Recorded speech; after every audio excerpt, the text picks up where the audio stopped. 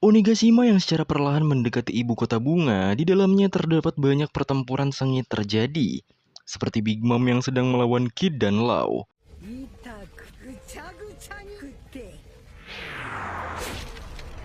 CP0 juga masih terus mengejar Robin yang dibawa pergi oleh Brook. Zoro juga masih bertempur dengan King. Belum lagi saat Zoro dibuat terkapar oleh King, ia mendengar petikan Samisen yang memicu pedang Enma-nya tak terkendali.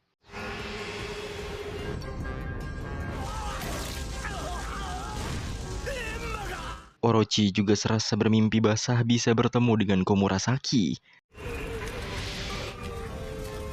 Sementara itu, makhluk api misterius yang disebut Kazenbo terus melahap apapun. Yamato juga sadar bahwa Kazenbo menembus tembok.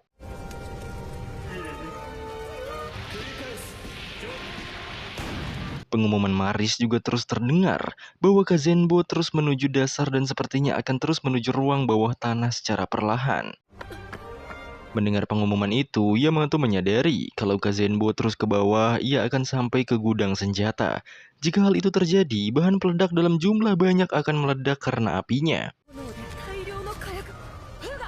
Disitulah Yamato akan memanfaatkan Fuga yang mengejarnya untuk terus mengikutinya. Brook dan Robin yang kebetulan ada di kepala Fuga langsung turun karena situasi benar-benar tak baik.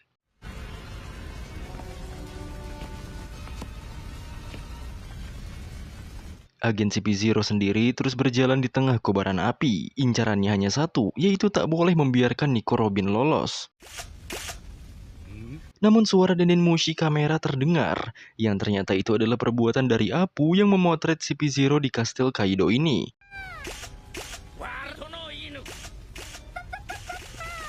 Tentu saja Apu berniat menyebarkan foto itu, misalnya dijual ke Morgan untuk diberitakan bahwa agen pemerintah dunia berada di kastil Kaido. Namun sebelum Apu menyelesaikan hinaannya itu, ia ditusuk oleh CP0.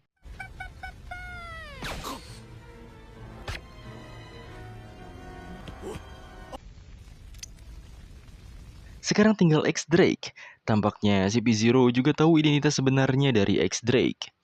Tetapi agen CP0 itu melanjutkan serangannya.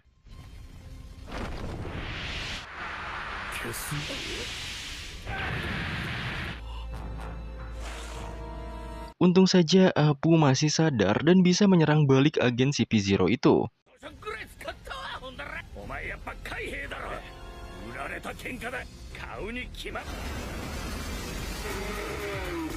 Walau Apu dan X Drake saling tengkar, mereka berdua dipaksa bekerja sama untuk berhadapan dengan dua agen CP0 ini.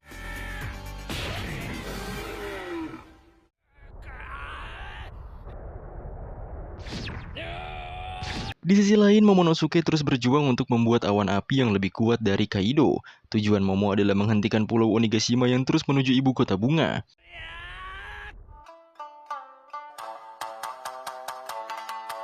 Dikala Orochi serasa mimpi basah bertemu Komurasaki, Zoro berusaha mengendalikan Enma yang berlaku liar. Enma seakan menghisap haki Zoro sampai lengannya kering.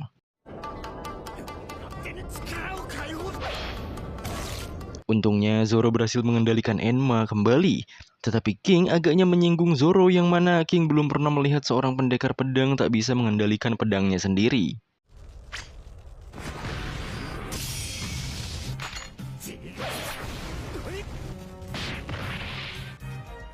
Karena kemampuan dan tubuh King sangat unik, Zoro dibuat terkapar kembali. King bahkan memberikan kesempatan pada Zoro untuk menyerangnya tanpa pertahanan apapun.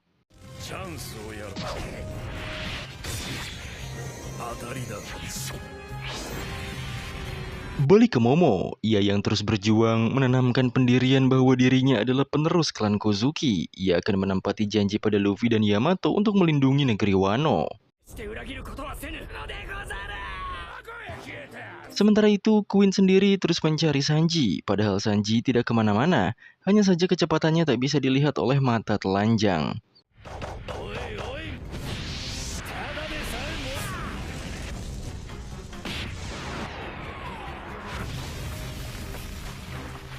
Queen berhasil terhempas dan menghancurkan dinding di belakangnya, tetapi ia masih hidup dan malah tertawa. Queen justru meminta Sanji segera mengenakan teknologi Jermannya saja. Lagi pula Sanji takkan bisa mengalahkan dirinya. Apalagi Sanji sempat minta bantuan rekannya sendiri karena mentalnya itu lemah. Queen tahu Sanji sebelumnya menghubungi Zoro. Boro-boro bisa menyelamatkan Sanji, Queen lebih yakin kalau si Zoro tidak akan bisa mengalahkan King. Beralih ke Zoro. Zoro yang terpojok tampaknya sempat menggunakan Busho Haki. Jika ia lengah sedikit saja saat melawan King, bisa-bisa ia mati cepat. Zoro jadi bertanya-tanya, ledakan tadi seharusnya mengenai King juga. Ia yakin King bukan tipe orang yang rela mengorbankan nyawanya. Akhirnya, Zoro kembali berdiri dan memasukkan pedangnya lagi sebagai kuda-kuda.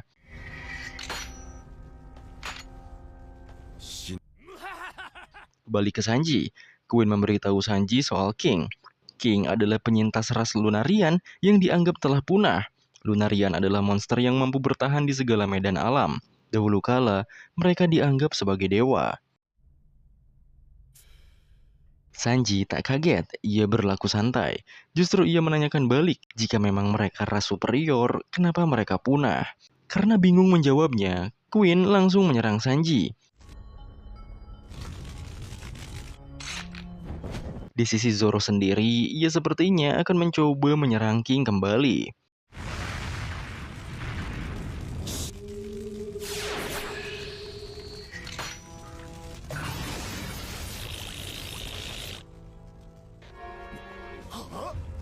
Serangan yang diterima oleh King benar-benar tak mempan padanya. Justru King malah menyerang balik. Di situasi yang terdesak itu, Zoro kembali mendengar shamisen, yang akhirnya Enma kembali tak terkendali.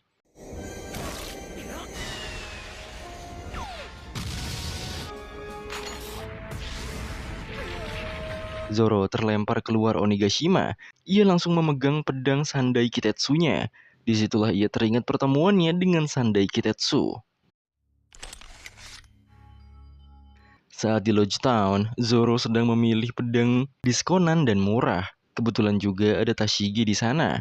Katanya pedang yang Zoro pilih dengan harga murah meriah itu unik. Zoro sendiri bisa merasakan kalau pedang itu terkutuk. Bahkan tukang pedangnya saja memvalidasi kalau pedang itu Sandai Kitetsu.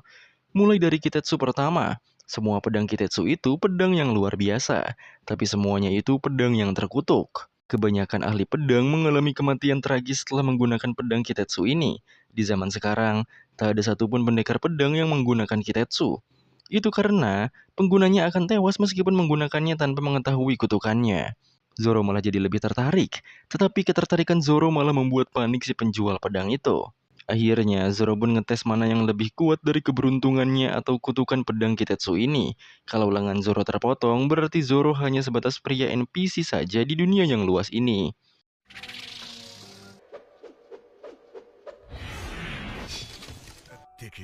Hasilnya, pedang itu seakan memilih Zoro dan tak mengenai lengannya. Sampailah di negeri Wano. Kitetsu menjelaskan kalau pedang yang Zoro gunakan yaitu Kitetsu itu sudah berubah sekarang. Kitetsu mengakui kalau Zoro adalah pemilik yang hebat. Pedang itu adalah Kitetsu 3 yang dibuat olehnya. Saat mengingat sejarah pedang-pedangnya, Zoro dibuat terpental dan naik lagi ke Onigashima oleh King.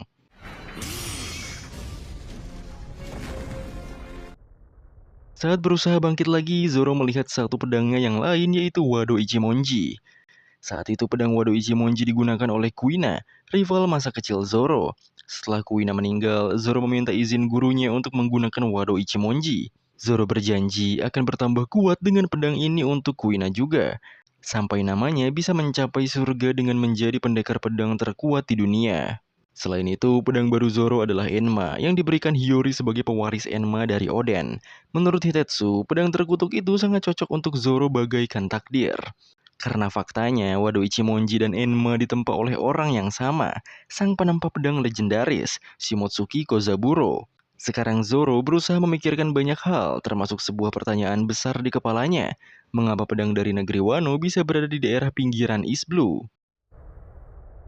Zoro akhirnya kembali mengangkat Wado Ichimonji dan Sandai Kitetsunya, lalu ia melawan King kembali.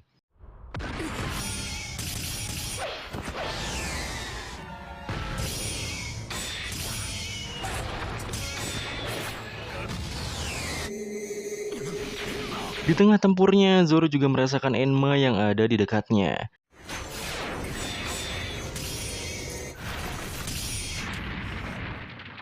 Dan pada akhirnya, Zoro dibuat mundur kembali lalu pedang-pedangnya berterbangan. Satu-satunya yang Zoro pikirkan adalah Enma.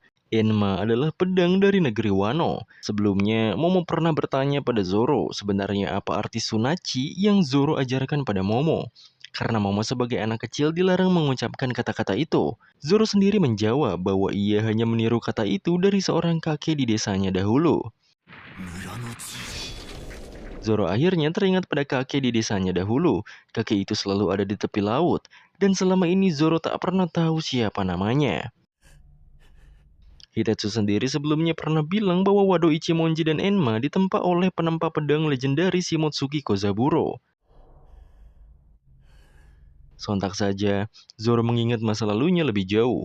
Pada 13 tahun yang lalu di Dojo Ishin, desa Shimotsuki atau kampung halaman Zoro, Zoro terus berduel dengan Kuina.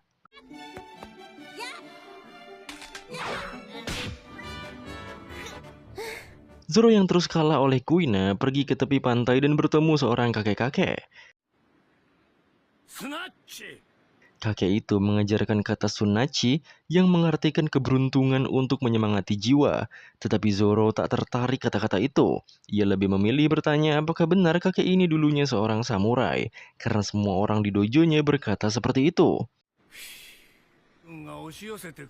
Tetapi kakek itu tak menjawabnya. Ia malah memerintah Zoro pulang saja karena angkatan laut akan menyerbu.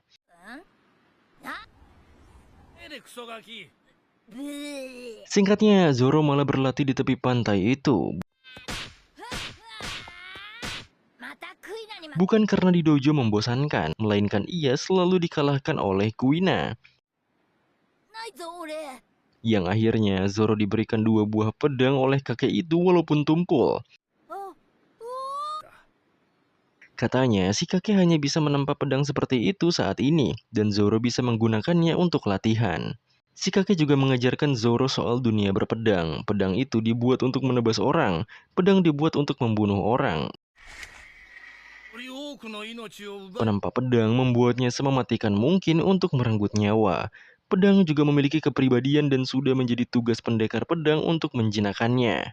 Pedang yang berbahaya juga disebut pedang terkutuk. Jika orang lemah takut dan menyebutnya pedang terkutuk, itu adalah sebuah kehormatan besar.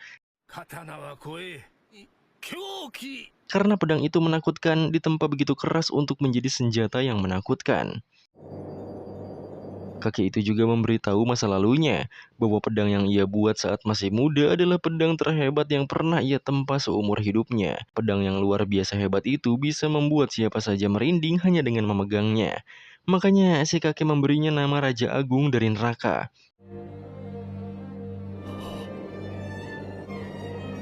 Mengingat itu, Zoro langsung menatap Enma.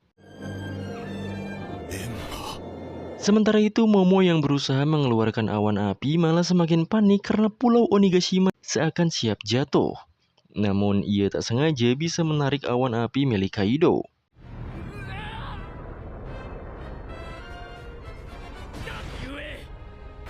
Disitulah ia sadar kalau awan yang diciptakan oleh Kaido ternyata bisa digenggam juga olehnya. Makanya Momo lebih memilih merubah arah awan api milik Kaido itu. Jika ia bisa mendorong awan Kaido, setidaknya ia bisa menghentikan pulau ini.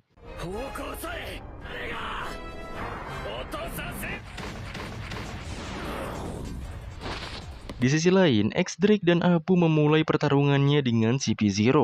Walau mereka berdua agak dibuat terpojok oleh CP0, tapi 2 numbers yang tampaknya siap membantu mereka.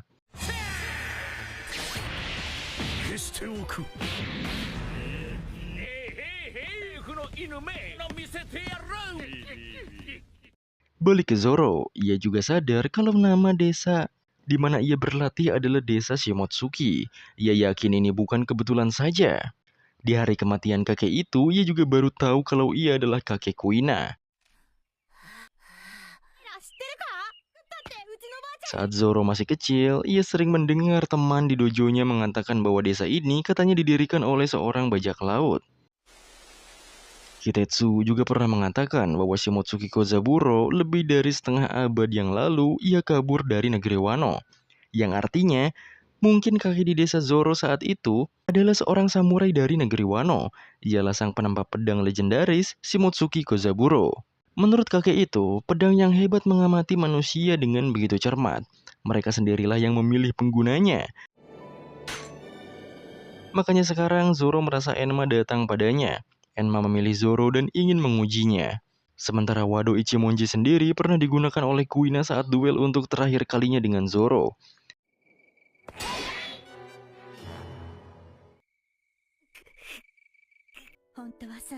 Zoro akhirnya kalah lagi di duel itu. Tetapi setelah duel mereka berdua saling berbicara satu sama lain. Kuina mengatakan bahwa dirinya lah yang seharusnya merasa kesal, karena saat seorang gadis tumbuh dewasa, mereka jadi lebih lemah dari laki-laki. Kuina tahu, Zoro selalu bilang ingin jadi pendekar pedang terkuat di dunia, sementara ayah Kuina sendiri mengatakan kalau seorang gadis tak akan pernah bisa menjadi yang terkuat. Jadi Kuina merasa Zoro sangat beruntung karena terlahir sebagai laki-laki, berbeda dengan dirinya yang seorang perempuan, padahal ia juga ingin jadi yang terkuat. Mendengar itu, Zoro semakin kesal. Bagi Zoro ini semua tak adil. Zoro sendiri menjadikan Kuina sebagai tujuan. Jika Kuina mengatakan kalau perempuan tak akan bisa mencapai level tertinggi, maka Kuina sendiri seperti menghina hasil kerja keras Zoro selama ini yang tujuannya untuk mengalahkan Kuina. Makanya Zoro membuat janji, suatu hari nanti salah satu dari mereka berdua akan jadi pendekar pedang terkuat di dunia. Mereka akan bersaing untuk gelar itu tanpa melihat gender.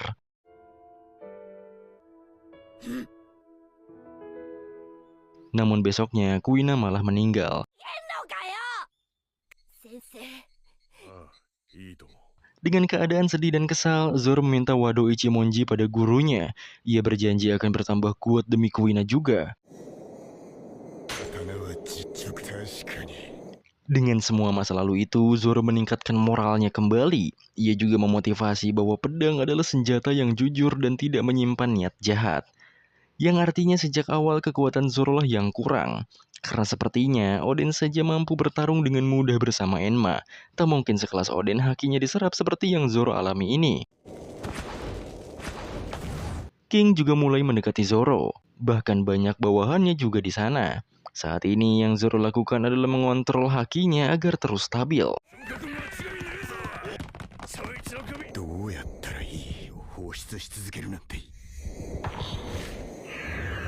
Tetapi haki Zoro terus memancar dan membuat para kroco di sana tak sadarkan diri tanpa disentuh.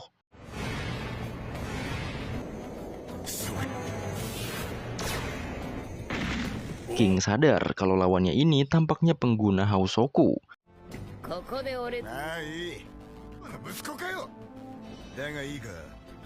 Zoro juga teringat bagaimana Luffy mengajaknya mengarungi dunia ini dengan satu tujuan penting, yaitu menjadi pendekar pedang terkuat di dunia.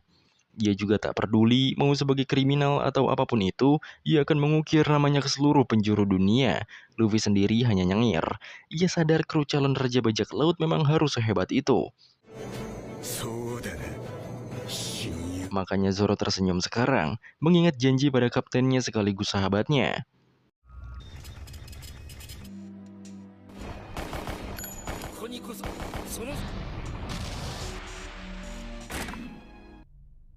Di sisi lain, kita diperlihatkan Sanji yang juga mengingat bagaimana keluarganya mewarisi kemampuan mengerikan dan mematikan. Tetapi sebelumnya, Sanji sudah menghancurkan Red Suit-nya itu, yang menandakan ia tak memerlukan warisan kemampuan modifikasi dari keluarganya.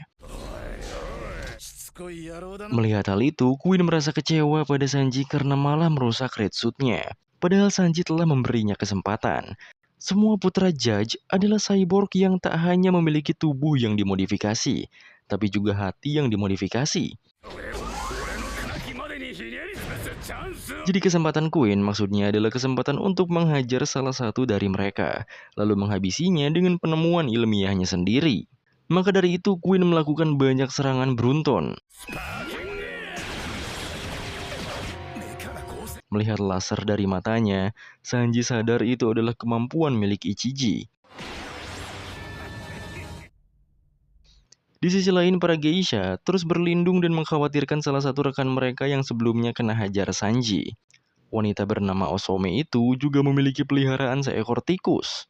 Ia juga tak percaya bisa-bisanya sekutu negeri Wano melukainya yang tak berdaya ini.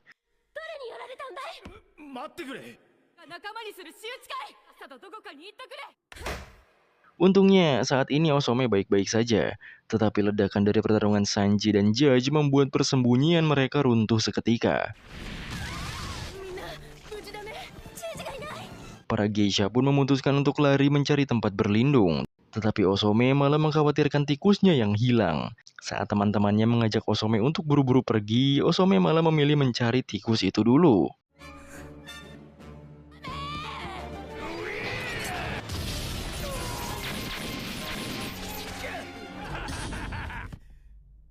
Berbagai serangan dilancarkan oleh Queen, dan lagi-lagi Sanji sadar kalau Queen memiliki kemampuan yang sama dengan Niji.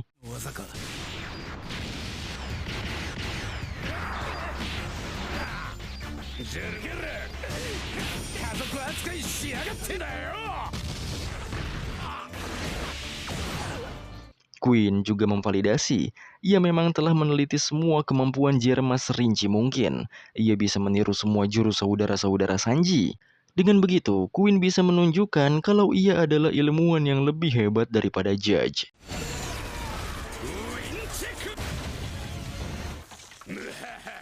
Lagi-lagi, Queen juga menunjukkan kemampuan Yonji.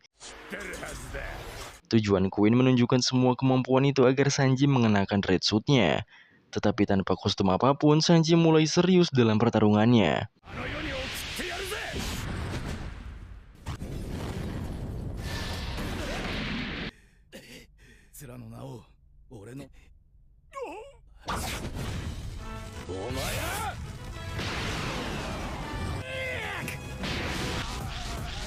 Sanji tahu kalau Queen selalu merasa dirinya lebih unggul, padahal sebelumnya Sanji sudah menghempaskannya ke udara. Sanji yakin serangan itu sangat efektif, lagi pula mereka telah bertarung dari tadi. Ia yakin Queen juga semakin melemah. Sanji juga mempersilahkan jika Queen ingin terus tertawa, yang jelas Sanji saat ini telah menerima takdirnya. Ia bukan lagi orang yang sama dengan sebelumnya. Tetapi Queen terus membantah karena Sanji hanya tak mau menerima bahwa dirinya seorang manusia modifikasi, tak mau mengenakan red suit sehingga tak bisa mengalahkan dirinya. Tetapi Sanji tak peduli, mungkin suatu hari ia akan menjadi monster berdarah dingin tanpa menyadarinya. Jika Sanji terus menyangkalnya, maka ia akan mati seperti anjing terlantar. Tanpa basa-basi lagi, Queen akhirnya menggunakan kemampuan Steel Black milik Sanji dan mengejutkan lawannya.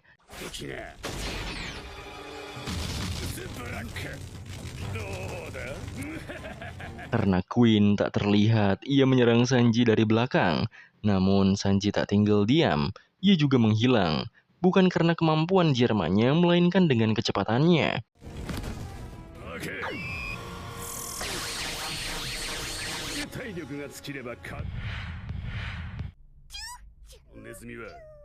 Anehnya, dalam pertarungan yang saling menghilang ini, ada seekor tikus yang tak tahu apa-apa masuk ke tengah-tengah duel mereka. Sudah jelas tikus itu milik Osome yang juga dengan polosnya mendekati mereka. Queen yang melihat ada Osome di sana emosi, tampaknya ia memiliki dendam pribadi pada Osome. Dan benar saja, Queen mengakui kalau luka yang Osome terima sebelumnya adalah perbuatannya sendiri. Luka itu diberikan untuk Osome sebagai hukuman. Sebelumnya, saat Queen mencari-cari Sanji, ia menemukan suatu barang milik Osome. Osome juga ada di sana dan meminta pertolongan pada Sanji.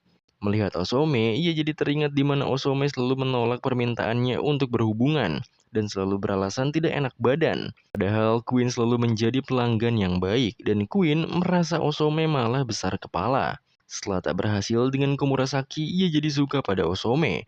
Makanya sekarang Queen akan membalas penolakan cintanya.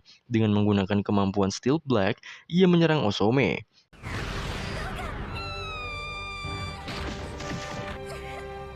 Luka itu akhirnya mengarah pada Sanji yang sedang kena mental, yang ujung-ujungnya menjadi kesalahpahaman.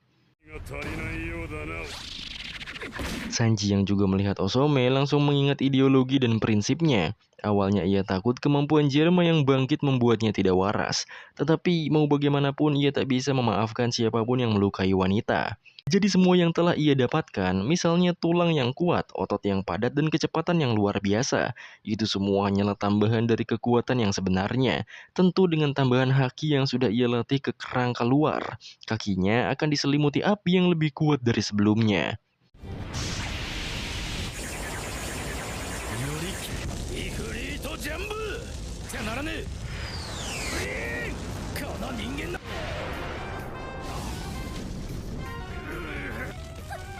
Berhasil menumbangkan Queen dengan meningkatkan kemampuannya, Sanji pun bertarung serius sembari melindungi Osome dan tikusnya.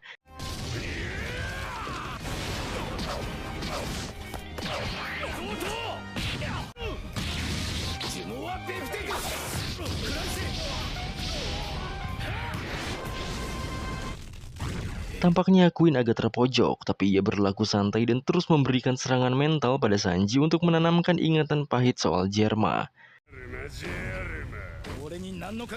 Tetapi ucapan Queen tak berpengaruh dengan Sanji. Ia sudah menerima bagaimanapun masa lalu pahitnya. Yang jelas Sanji akan mengukir masa depan dengan tangan dan kakinya sendiri.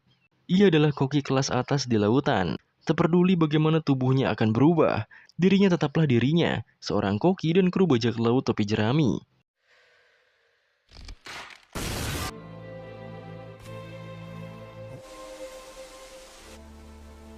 Dengan begitu, Sanji siap melakukan sentuhan terakhir untuk Queen si wabah.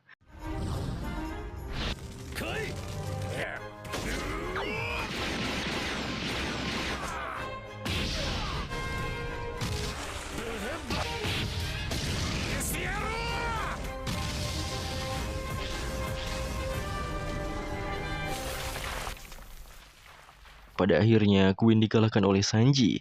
Ia terpental jauh keluar Onigashima. Sanji juga membiarkan tikus Osome itu. Melihat bagaimana Osome khawatir pada tikus itu, mengingatkan Sanji pada masa kecilnya saat ia memberi makan seekor tikus.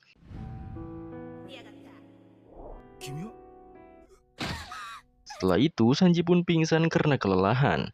Pertempuran di menara sebelah kiri telah berakhir. Pemenangnya adalah Sanji. Beralih ke Zoro. King mengomentari ucapan Zoro yang berjanji pada kaptennya dan teman-temannya. Tetapi selama masih ada dirinya dan Kaido, janji Zoro tak akan bisa ditepati. Pertarungan pun semakin sengit dan berjalan sangat intens.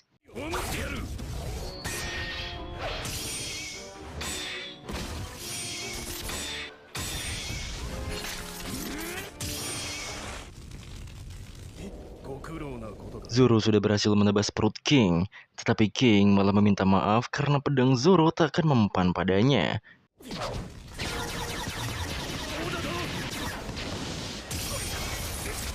Sembari menahan segala serangan, Zoro terus berpikir bagaimana cara ia bisa menyerangnya.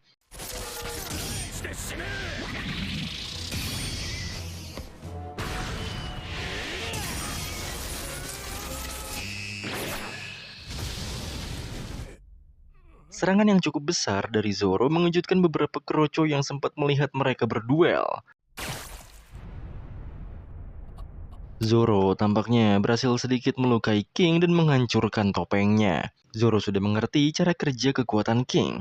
Saat api di punggungnya padam, ia bisa bergerak lebih cepat tapi pertahanannya melemah. Para kroco yang melihat wajah King sangat terkejut. Kabar burung itu ternyata benar. Sayap hitam, rambut putih, dan kulit coklat. Siapapun yang hanya melapor saja pada pemerintah dunia bisa mendapatkan 100 juta beri. Belum saja menyelesaikan kalimatnya, para kroco itu dibakar habis oleh King.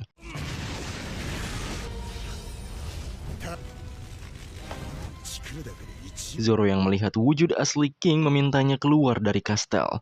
100 juta hanya dengan melapor ke pemerintah. Zoro jadi penasaran asal-usul King ini. Dengan melepaskan topengnya, mereka pun berduel di luar kastel.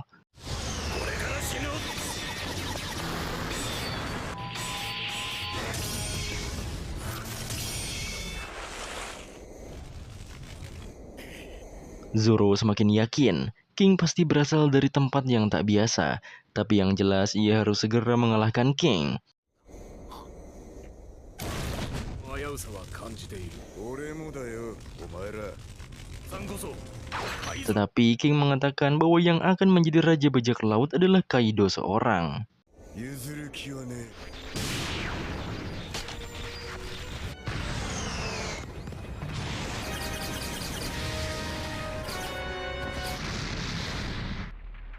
Sebenarnya bukan hanya Zoro saja yang mengingat masa lalunya, tetapi King juga sama. Sampai saat ini, King merasa hidupnya ini telah diberikan oleh Kaido.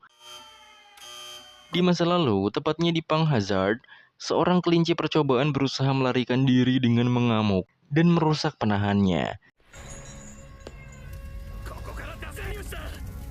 Kaido yang sedang ada di Pang Hazard jelas menyaksikan semua situasi yang terjadi. Ia juga tahu ada kelinci percobaan di sana lalu merusak alat penahannya. Kaido mengenalkan dirinya yang seorang bajak laut, dan setelah melihat wujud dari kelinci percobaan itu, Kaido mengerti kenapa pemerintah tak melepaskannya. Karena bocah itu berasal dari bangsa Lunarian. Bangsa Lunarian sendiri bisa tahan terhadap api. Pendengarnya, King marah karena trauma. Ia yakin orang-orang seperti Kaido hanya memuji kemampuannya ini yang berasal dari ras legendaris. Lalu ujungnya menjadikan alat atau objek eksperimen. Kaido sendiri berniat pergi dari Pang Hazard dan akan menciptakan kelompok bajak laut baru. Kaido ingin menciptakan dunia yang menarik. King yang seakan memiliki harapan hidup lagi, bertanya pada Kaido apakah ia bisa mengubah dunia ini.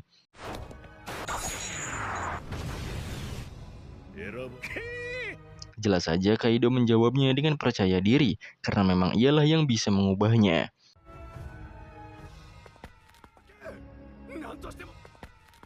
Pada akhirnya King ikut dengan Kaido. Dengan Haushoku, Kaido bisa mengalahkan para keroco tanpa perlu bertarung.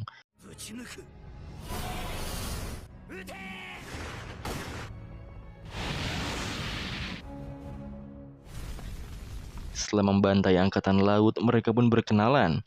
King ternyata bernama Albert, dan Kaido memberikan nama King mulai dari sekarang. King boleh ikut dengannya, ia juga tak akan dijual karena King adalah tangan kanannya.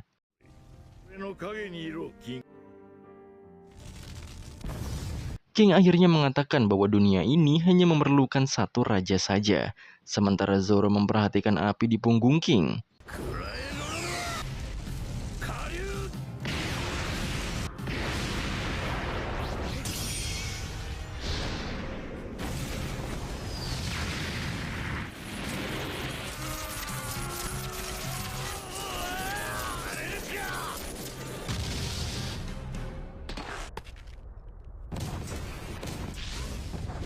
Saat kembali melakukan ancang-ancang, bebatuan di sekitar Zoro terkena tebasan api cepat. Zoro tahu kalau King menambah kecepatannya, maka apinya akan redup. Dan disitulah kesempatan Zoro menyerang.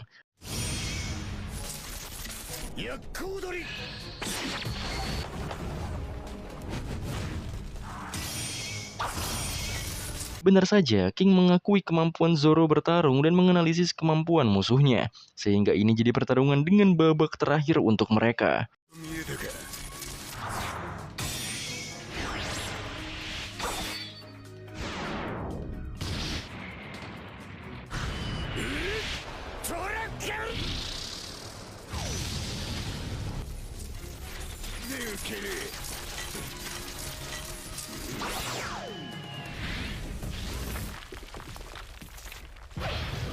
King pun akhirnya terbang ke angkasa dan membuat pusaran api yang cukup besar. Dan Zoro pun melompat ke bebatuan yang jatuh, menebas naga-naga api yang terus mendekatinya.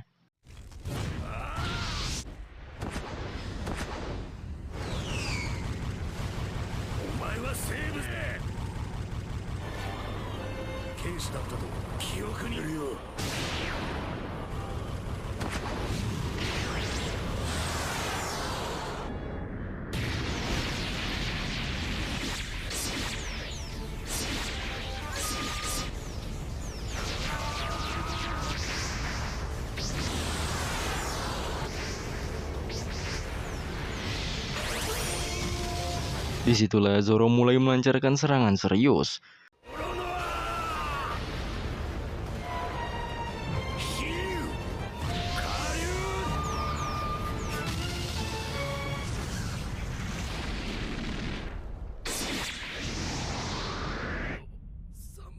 Zoro 100% berhasil melukai King dengan fatal.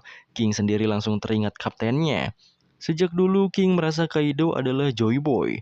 Dunia yang akan Kaido ciptakan adalah dunia yang King inginkan.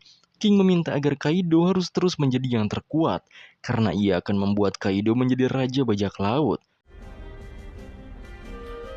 Tapi kenyataannya berbeda. King sekarang terjatuh dari angkasa karena tebasan Zoro. Begitu juga dengan Zoro, ia mengingat janjinya pada Luffy. Seorang raja bajak laut harus memiliki kru seorang pendekar pedang terkuat di dunia.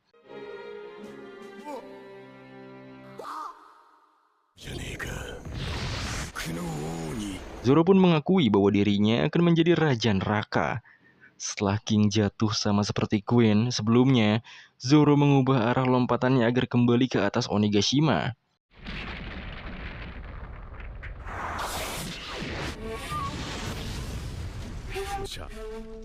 Pertarungan di menara kanan bagian luar kubah tengkorak, pemenangnya adalah Zoro.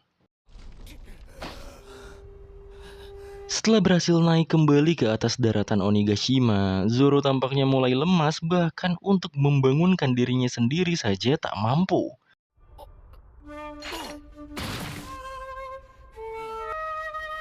Maris juga ternyata memperhatikan semua gerak-gerik yang ada di negeri Wano. Salah satu Maris melihat Zoro memenangkan duelnya dengan King. Sehingga Maris yang bersama salah satu agen CP0 di ruang tamu langsung memberitahu kemenangan Zoro padanya. の一味の剣士 もう全滅か Pada akhirnya, semua petinggi dan Tobiropo telah dikalahkan. Akan tetapi, masih ada dua monster yang bisa membuat topi jerami kewalahan, yaitu Kaido dan juga Big Mom. Big Mom sendiri terus menghajar Kid dan Law. Tentunya mereka berdua tak mau kalah. Jadinya Big Mom semakin marah dan menanggapi setiap serangan mereka. 終わりだ 望むところだ足がやってやるよ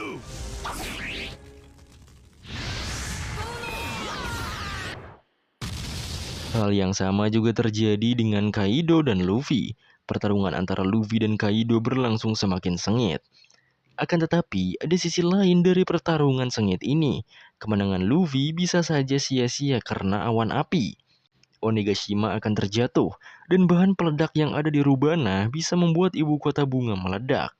Puluhan ribu orang yang sedang menikmati festival api sama sekali tidak menyadari akan hal itu. Makanya Momo mati-matian berusaha menarik awan api Kaido menjauh dari arah menuju ibu kota bunga.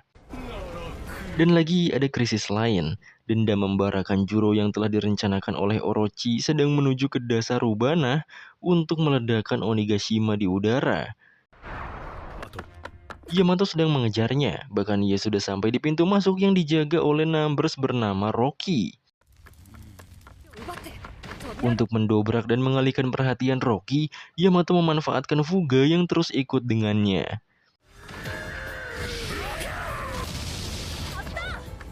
止めといて Setelah gerbangnya terbuka paksa, Yamato juga meminta Fuga mengatasi Rocky agar tak mengikutinya. ありがとうよ Di sisi lain, Hamlet telah sampai di tempat tujuan bersama Usopp dan setengah tubuh Kinemon. Usopp pun langsung membawa tubuh Kinemon itu dan mencarinya ke atas atap di mana Kinemon berada. ブレットはここで待機だキネモン大丈夫か Untungnya Kinemon masih sadar dan akhirnya mereka bisa bertemu. Kinemon juga meminta Usopp membantu Kiku saja daripada dirinya, sementara ia juga masih bisa menyatukan tubuhnya kembali. くっついたでござる拙者にも理解 Tubuh Kinemon bisa terlepas seperti itu setelah ditebas Kaido. Sepertinya jurus Law masih berefek sama dan tubuh Kinemon selama ini belum menyatu sempurna. Saat Usopp hendak membawa Kinemon dan Kiku, ada banyak sekali para keroco yang datang padanya. Tentu saja mau tak mau Usopp harus melawan mereka semua.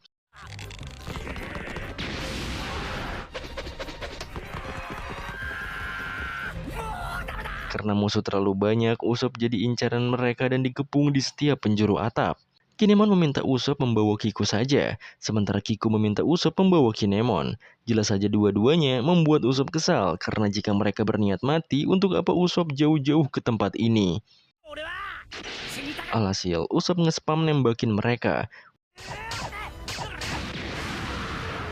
責任取って腹切見苦しきたもの Usopp juga mengatakan bahwa ia tak suka dengan budaya para samurai, perbuatan yang menikam dirinya sendiri seperti orang pesimis yang tak memiliki harapan. Sementara Usopp akan terus bertahan hidup walau ingusnya berjatuhan sebanyak mungkin. じーって満足して Saat Usopp terpojok, bola bantuan datang. Ternyata itu adalah Izo yang sebelumnya diantar oleh Marco.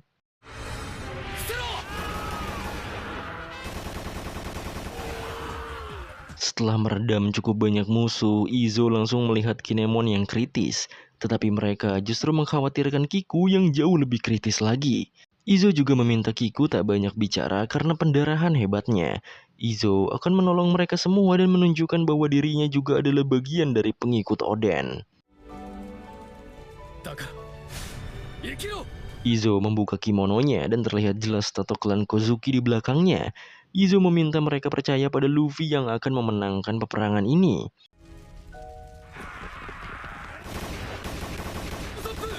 Dengan begitu, Izo meminta Usopp pergi membawa mereka berdua, sementara dirinya akan membantai para kroco di sini. 任せろ それはあなた Beralih ke lantai 3, di sana Raizo dan Fukurokuju masih baku hantam. 決まりのチャンスだ Mereka berdua tampaknya sama-sama menggunakan teknik pengikat sehingga mereka berdua sama-sama tak bergerak. お前が先に Buruknya, Raizo malah terkena api di sekitarnya, sehingga Fukurokuju merasa pertarungan ini akan ia menangkan. Mereka berdua sama-sama tak mau melepaskan teknik pengikat itu, jadi tinggal menunggu siapa yang mati duluan. 悪かったな死んだと思った子 Sementara itu, Orochi bersantai di sisi Komurasaki sembari menunggu Fukurokuju datang. Ekspektasi Orochi adalah menikahi Komurasaki setelah semuanya selesai. Ia juga sebenarnya harus buru-buru kabur bersama Fukurokuju, padahal Fukurokuju sendiri masih bertarung dengan Raizo. イゾフログジュ どの あの曲を弾いてくれ Balik ke pertarungan Apu dan Drake melawan CP0. Mereka berdua dibuat terpojok oleh dua agen itu. ドライカー Tetapi Apu berhasil kabur bersama salah satu numbersnya. Drake dan satu numbers lainnya dibuat terkapar oleh dua agen itu. Sampai akhirnya mereka mendapatkan kabar dari agen lain yang berjaga di ruang tamu kastel.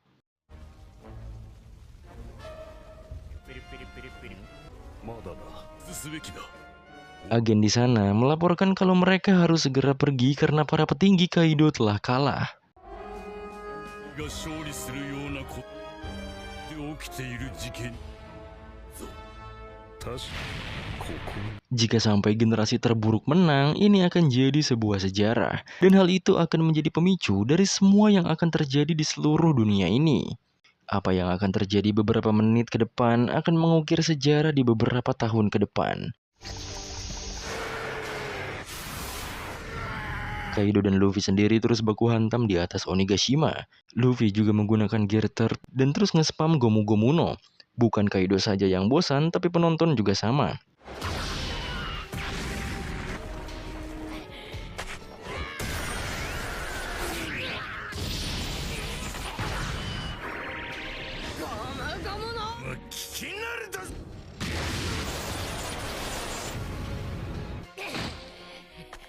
Mereka berdua pun sama-sama bangkit kembali dan menikmati pertarungan mereka. 楽しくなってきた でもで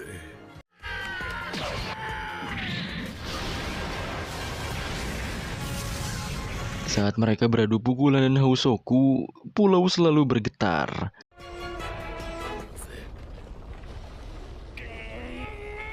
Pertarungan sengit, mereka berdua jelas dirasakan oleh Momo yang berusaha menarik pulau Onigashima. 拙者はできる鈴木桃之助がと Beralih ke ibu kota bunga, Penduduk yang tak tahu apa-apa menikmati malam tanpa tahu akan ada sesuatu terjadi. Para pria yang mabuk juga berbicara yang tidak-tidak. Mereka bisa melampiaskan emosi mereka hanya pada malam ini saja. Mereka mengaku selalu merasa sengsara hidup di negeri ini. Sampai rekannya panik takut ada pihak berwajib yang mendengar obrolan mereka. こんな日に Tetapi setelah melihat sekitar, lenteranya sudah mulai disiapkan. Yang berarti festival ini akan segera berakhir.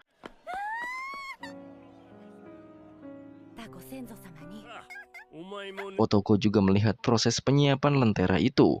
Beberapa orang menuliskan harapannya di lentera itu untuk para leluhur mereka yang sudah tiada. Hitetsu juga menyarankan Otoko menuliskan hal yang sama, sampai Otoko bingung harus menuliskan apa. てくれるもちろんだ Sebelum menuliskannya, Otoko mengatakan bahwa harapannya adalah bisa membuat orang-orang tertawa lagi. Ia ingin menjadi seperti ayahnya, seseorang yang bisa membuat orang lain bahagia. Itulah kenapa ia ingin menjadi seorang penari hebat seperti ayahnya. Otoko pun menuliskan harapannya pada lentera di sana.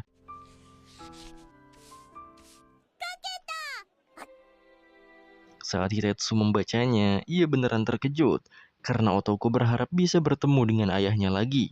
Hitetsu hanya bisa mendoakan yang terbaik untuk anak ini sembari merasa kasihan padanya.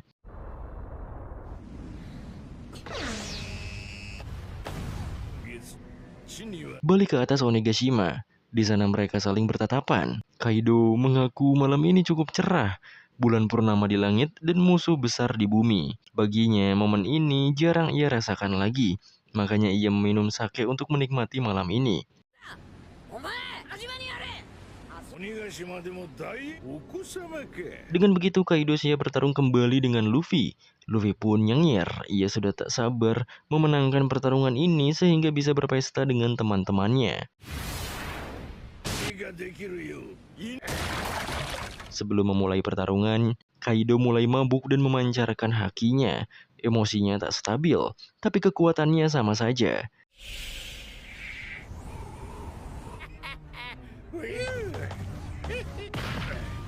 そんなんで戦えんの Luffy yang kesal marah-marah pada Kaido. Jika Kaido kalah, Luffy berharap ia tak beralasan sedang mabuk. 酔ってたなんて言い訳する 止めたんだ Tetapi Kaido mengatakan untuk apa ia memperlemah dirinya sendiri saat pertarungan. Karena faktanya memang benar, Kaido masih superior.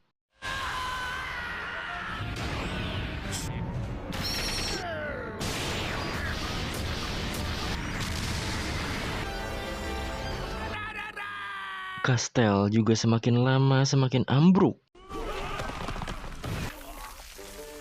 Kaido tahu tempat ini sudah tak bisa digunakan lagi. Kaido malah terus emosional. Ia menangis karena tak bisa melindungi kastelnya sendiri. 城も半しか Apalagi Kaido telah lama menjual senjata dan mengubah banyak anak buahnya menjadi pengguna Smile. Ia telah berusaha keras.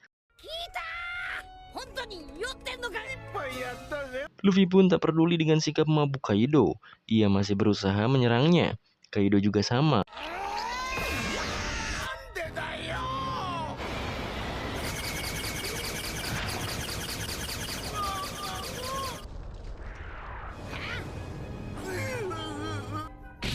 Walau kesannya bercanda, pertarungan ini menjadi sangat konyol. Tetapi Luffy masih mencoba menyerangnya dengan gear second.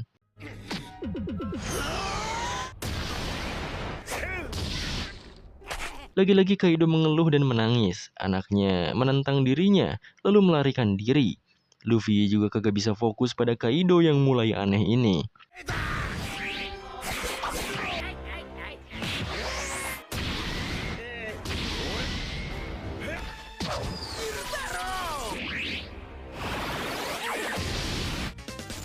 Dalam beberapa gerakan dan hindaran yang mulus, Luffy lagi-lagi bisa menghantamkan wajah Kaido dengan kakinya.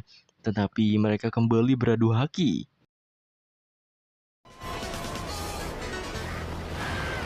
Disinilah Luffy sadar, haki Kaido terasa semakin kuat. Sementara Kaido tak mau dibuat sadar dari mabuknya oleh Luffy. Ia ingin menikmati pertarungan ini karena Luffy belum bisa menghiburnya.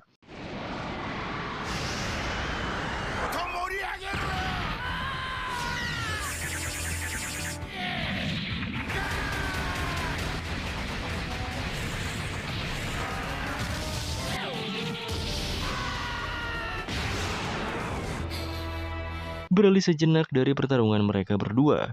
Sekarang fokus ke Merijoa. Para Gorosei terus berdiskusi. Hasil referee tahun ini juga seperti dikutuk. Si Chibukai menyalahgunakan jabatan mereka. Ada insiden juga yang melibatkan kerajaan Alabasta.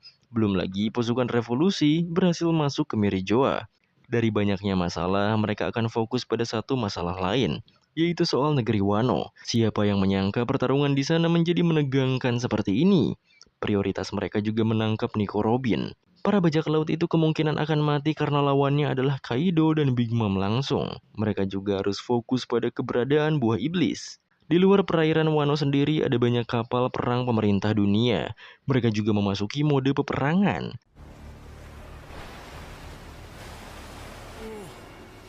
Salah satu kroco di kapal itu melihat ada bayangan hitam di tengah lautan, sehingga ia buru-buru melapor pada atasannya. Balik ke para Gorosei, mereka tak percaya buah yang telah menjadi legenda bahkan untuk sekelas para Gorosei sendiri. Buah itu belum pernah bangkit selama beberapa abad lamanya. Tapi yang jadi pertanyaan, kenapa pemerintah dunia sengaja memberikan nama lain untuk buah iblis itu? Mungkin tujuannya untuk menyembunyikan nama asli buah itu dari sejarah. Sementara yang membegal kapal pemerintah dunia ternyata Zunesa. Beralih ke lantai 3, di mana Fukurokuju dan Raizo masih saling mengunci.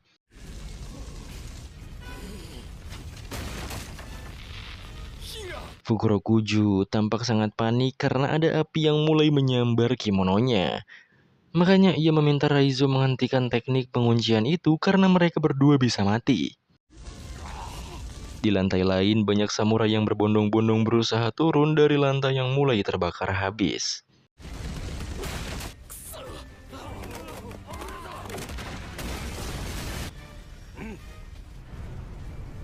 Saat mereka hampir tertimpa atap dari lantai atas, untungnya ada Jinbe yang menahan reruntuhan itu. Dengan begitu, mereka pun bisa menyelamatkan diri bersama-sama ke area yang belum terbakar.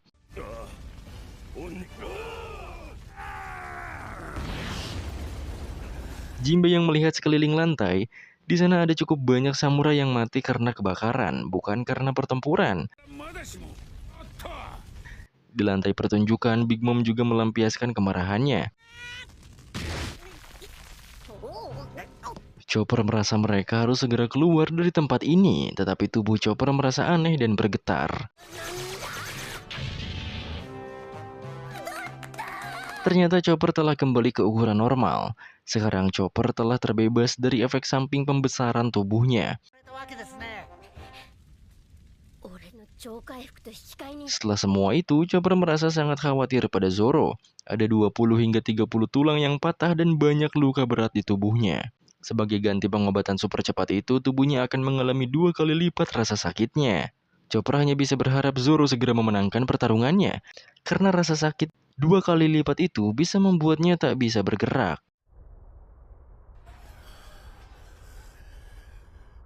Di sisi Zoro sendiri, ia benar-benar kelelahan dan tak bisa bergerak. Saat Zoro membuka matanya, Zoro merasa sudah berada di dunia lain. Ia juga melihat bayangan-bayangan yang seakan menyatu menjadi suatu entitas.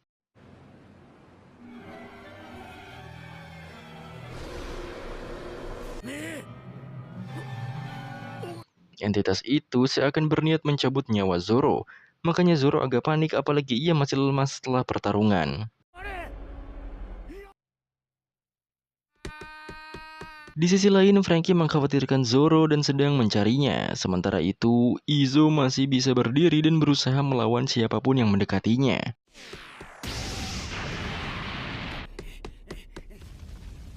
Awalnya Izo terkena tusukan, namun ia berhasil membalasnya.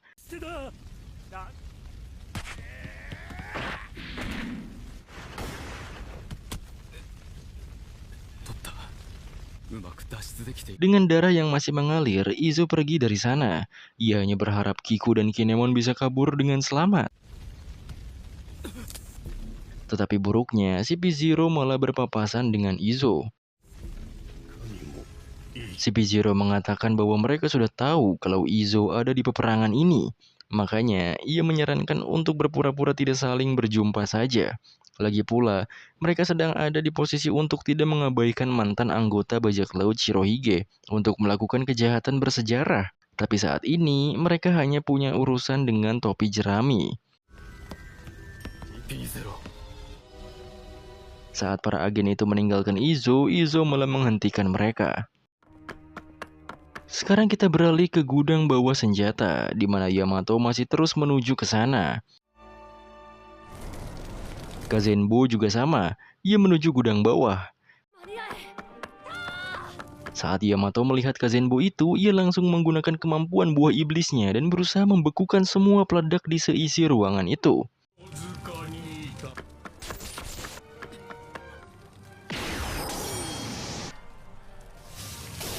Kazenbo tampaknya masih berusaha melelehkan es dari kemampuan Yamato. Makanya Yamato langsung berusaha menghentikannya.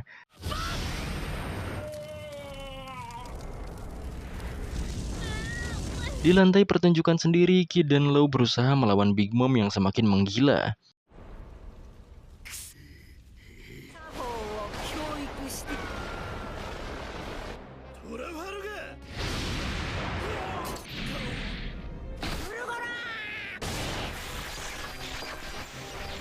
Mereka berdua yang sudah kelelahan dibuat terkapar kembali oleh Big Mom. Para kru dari kedua bajak laut itu juga panik karena kapten mereka terpojokan. Big Mom tertawa, ia merasa anak buah lawannya saja sampai memohon ampunan padanya.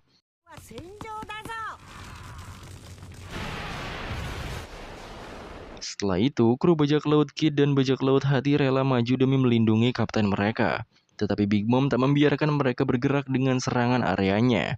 Chopper yang melihatnya tak terima karena korban jadi bertambah banyak. Ia pun lari ke hadapan Big Mom. Big Mom belum mendengar suara kemenangan Kaido. Ia pun berspekulasi bahwa Kaido masih bertarung dengan si topi jerami. Makanya Big Mom berniat ke atas karena Kid dan Law sudah dianggap kalah. Tetapi Law memanfaatkan kelengahan Big Mom dan menjadikan sebuah serangan fatal.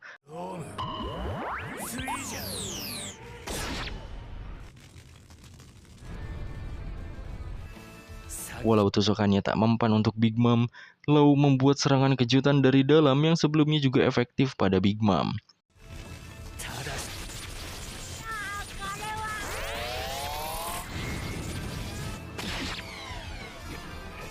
Disinilah Kid juga kembali bangkit dan mengambil alih pertarungan.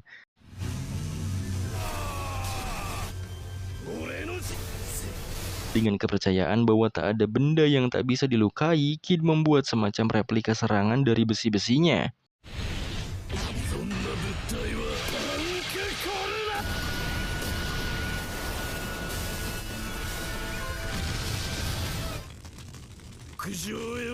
Setelah memberikan damage yang cukup fatal, Kid dan Law mengucapkan kalimat serupa, bahwa mereka berdua tak akan membiarkan Big Mom pergi ke atas sana. Kid yang sudah dilumuri oleh darah dan keringat mengingat bagaimana perjalanannya di dunia ini.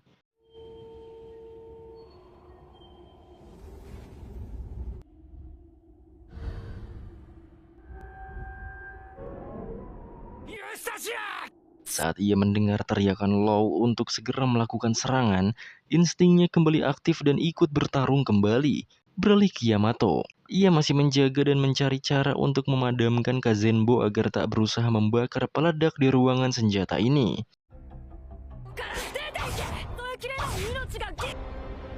Sementara itu, demi menyelamatkan nyawa semua penduduk, Momo juga terus berusaha mendorong Onigashima menggunakan awan api milik Kaido.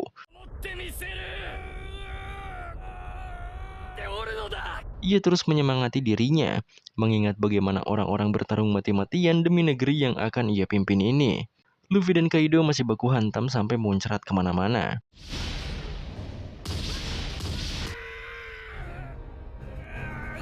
Makanya, Momo tak bisa menyerah di sini. Ia terus berjuang agar arah laju Onigashima berubah.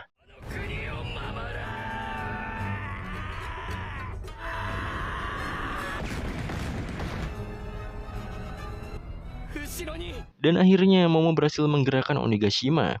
Momo sadar dengan cara ini artinya bisa berhasil. Sekarang ia tinggal menariknya lagi sekuat tenaga agar menjauh dari ibu kota bunga.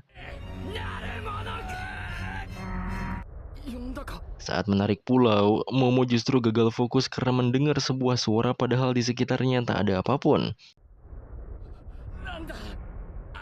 Balik ke pertarungan Kid dan Lau. Di sana, mereka berhasil memojokkan Big Mom.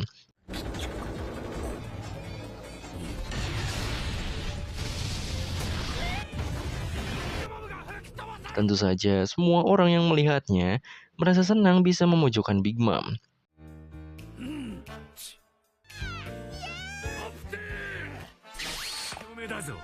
Lau juga menghampiri Kid. Ia mengatakan bahwa sejak tadi Lau selalu membuka serangan untuk Kid dan seakan-akan Kid lah pemenangnya.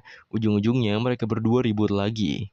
どうでもいいだろ黙れキャプテン因縁つけやがって Dikala mereka ribut, Big Mom yang sudah babak belur kembali bangkit. Wajahnya penuh darah dan lengan kirinya sudah hancur. Ia tertawa karena takjub pada dua bocah yang bisa melukainya dengan serius ini.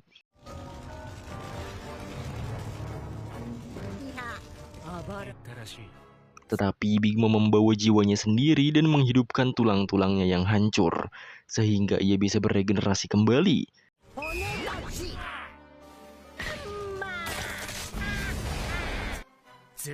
Seperti biasa, Big Mom mengumpulkan kembali ketiga homies utamanya. Dengan menyatukan ketiga homiesnya, serangan kuat bisa Big Mom spam berkali-kali.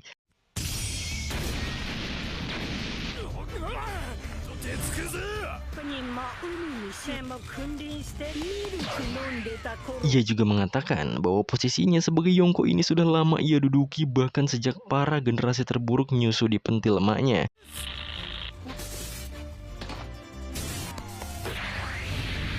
Tetapi Kid menyerang. Ia membuat Big Mom menempel di tembok. Lalu ia jadikan Big Mom sebagai medan magnet.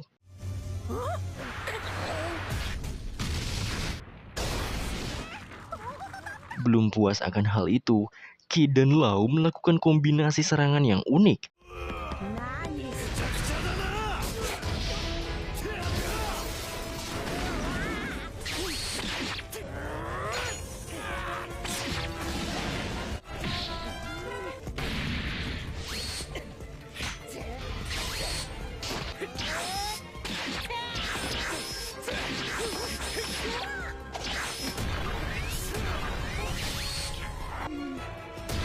Lagi dan lagi, mereka berdua dibuat mundur. Big Mom juga langsung mengeluarkan jiwa atau semacam penyatuan pada ketiga homiesnya.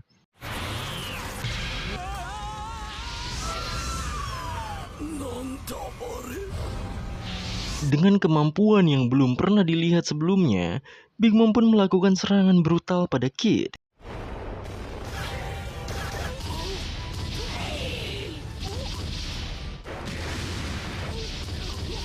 Kemampuan ini jelas sangat gila, karena berbagai serangannya tak hanya dilancarkan pada Kid dan Lau, melainkan pada semua orang di sana.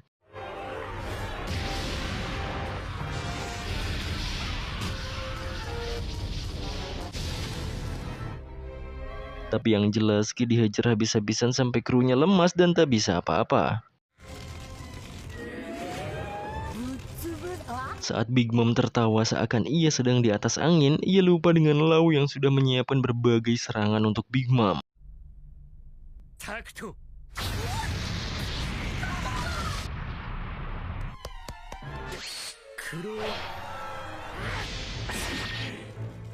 Disinilah Lau melakukan aksinya. Ia menusuk dada Big Mom. Tapi nyatanya Lau bukan hanya sekedar menusuk Big Mom. Katana yang bisa memanjang itu menembus lantai, bahkan sampai ke dalam inti bumi. Karena proses menuju inti bumi cukup jauh, jadi Lau harus menahan tinju dari Big Mom.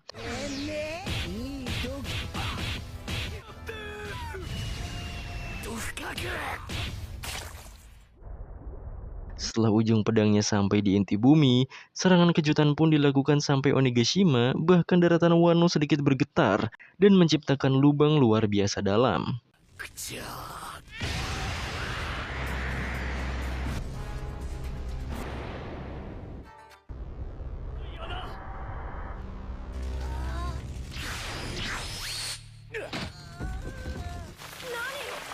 Momo yang sedang mendorong pulau saja heran, pedang siapa yang bisa sampai sepanjang itu. Setelah serangan gila dari Lau, Big Mom lumpuh dan hampir terguling masuk ke dalam lubang yang sudah Lau ciptakan. Big Mom memerintah jiwanya menyerang Lau, sementara Lau meminta Kid segera sadar dan melakukan serangan sebesar mungkin agar Big Mom terjatuh ke lubang itu. 何度言わせると消すんだよ。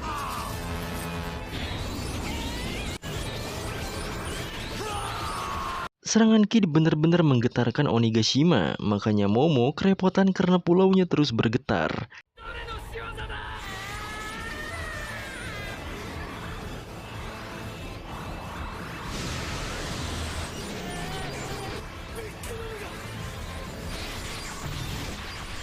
Tapi teriakan Big Mom berubah jadi senyuman.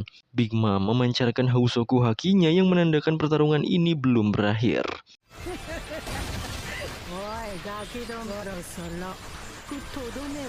Tentu saja melihat Big Mom masih sesantai itu, semua orang terkejut.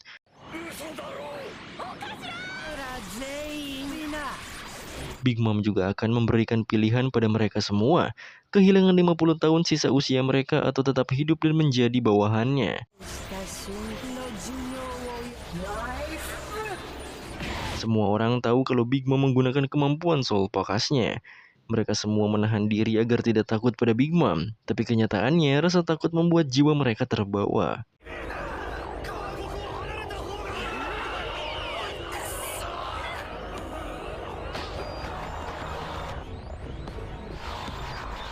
Di antara semua orang yang jiwanya terhisap, Lau berdiri tegak dan meminta siapapun pergi dari sini.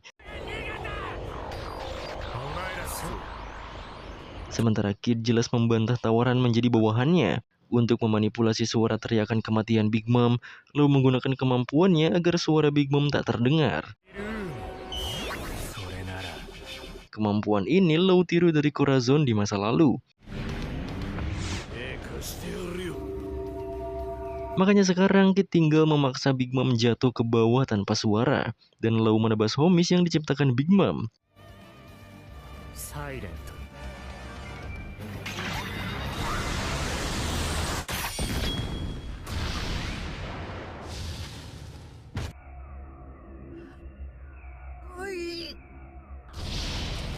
Yamato yang terus menghalangi Kazenbo terkejut karena tiba-tiba ada Big Mom yang terjatuh dari lubang lantai atas.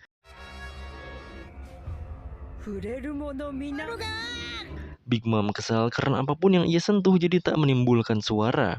Kebetulan satu peledak di sana dipegang Big Mom. Untungnya Yamato tahan dan terus ia bekukan. Terjadilah ledakan kecil tak bersuara. Ledakan itu membuat Kazenbo tampak hilang dan Big Mom terjatuh dari Onigashima. Momo saja benar-benar terkejut, ada Big Mom jatuh dari Onigashima. Melihat hal itu, jelas jadi membuat Momo semakin bersemangat. Ada banyak harapan untuk masa depan mereka. Dalam jatuhnya, Big Mom kesal, padahal ia merasa telah dekat dengan titel Raja Bajak Laut. Tapi bisa-bisanya ia dikalahkan bocah-bocah itu. Ia pun jadi terpikirkan, mengapa Roger mengatakan hal yang besar sebelum kematiannya. Di masa saat Roger akan dieksekusi, ada seseorang yang bertanya, sebagai Raja Bajak Laut, di manakah Roger menyembunyikan harta karun yang telah ia temukan? Harta yang legendaris dan sangat berharga itu. Roger tertawa dan mengatakan kalau One Piece yang ia temukan ada di suatu tempat, sehingga perkataannya ini memicu era baru. Era yang saat ini sedang berlangsung karena semua orang mencarinya. Big Mom pun mengatakan soal era bajak laut seperti sekarang. Roger lah yang memicu era ini, dan ia tak akan merasakannya karena setelah berkata seperti itu ia mati. Tetapi banyak bocah masih hijau pergi melintasi samudra, dan sekarang generasi mereka lah yang harus mengurus bocah-bocah kurang ajar itu. Beralih ke Zoro, Di mimpinya Zoro seakan hendak dibacok oleh Shinigami. Padahal aslinya area tanah yang Zoro tiduri hancur dan ia terjatuh ke bawah.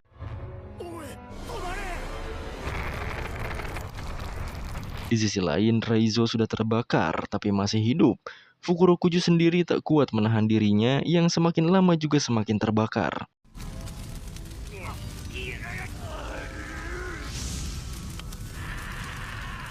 Di tempat Orochi, ia dibuat panik karena Onigashima kembali bergetar.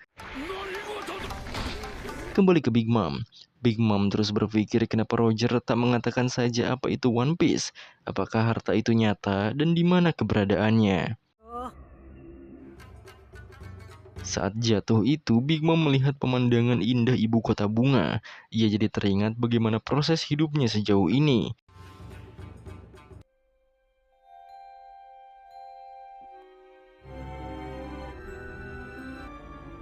Sampai pada akhirnya Big Mom terjatuh ke dalam inti bumi. Ia bersumpah tak akan memaafkan Kid dan juga Law.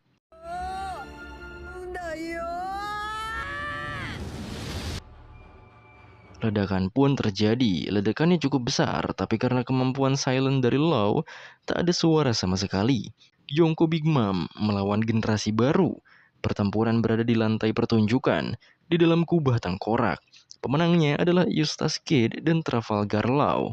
スタスキャプテンキトラファルガー